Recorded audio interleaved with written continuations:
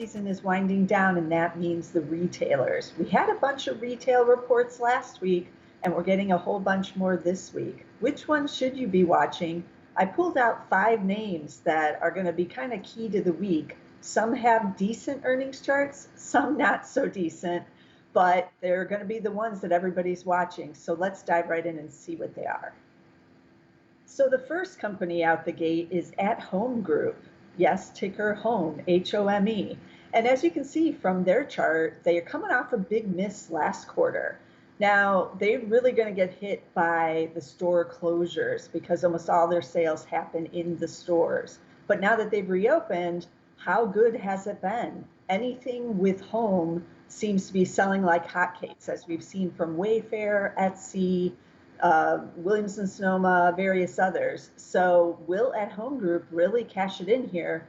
Stock market seems to think so. As you can see, these shares are getting quite a bit of a boost here since the last earnings report, but we will see.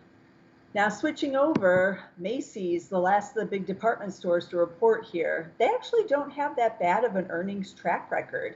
Just those 3 misses in the last 5 years, but the shares have really been depressed, certainly since the pandemic started. Their stores were closed, but they do have a decent online business. How well did that do over the last couple of months? And now what is it looking like that the stores have reopened? Now, one of the bad things is apparel is getting hit pretty hard here, and Macy's obviously has a lot of it. What's going on with that? What's happening with back to school? We all know that hasn't been very good this year for the obvious reasons that a lot of kids aren't going back to school. So parents just aren't buying as much new things. You're not buying the backpack if they're not going into the school. So a lot of iffy things here with Macy's. They also have a home department. How well is that doing? And again, a lot will depend on how their online business functioned. It's all about execution. So this is going to be one of the big ones to watch this week. Then PVH, another big one. Now PVH only has that 1 miss last quarter. It was their first miss in 5 years. So that's pretty dramatic.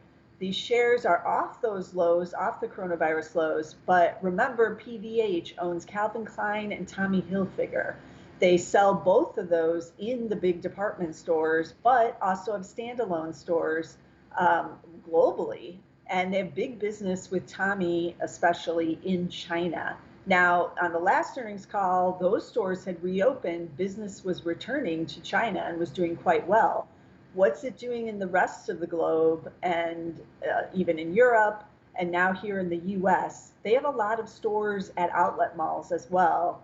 Those tend to be more outdoorsy and maybe are doing better with the foot traffic here, even on the reopen. You might feel more comfortable going to an outlet type of mall than an indoor mall. But these are all just various variables with PVH. It is one of the largest on the apparel side, both wholesale and on its own. So this is going to be one that you really want to watch in that area of retail. Okay, switching over to jewelry, Signet Jewelers. This one has a great track record again, just the 3 misses, and the last miss was all the way back in 2017. But the shares have really taken a dive, basically because a lot of their stores are in mall type of situations. And globally, a lot of their stores would have been shut during the pandemic. So they had a big beat last quarter, though. And so this will be interesting to see what they're doing now and how the pandemic is playing in their type of business with, maybe more engagements because of the pandemic or less engagements. And even just the wedding issue, how that's impacting. This will be an interesting one to watch on the retail side.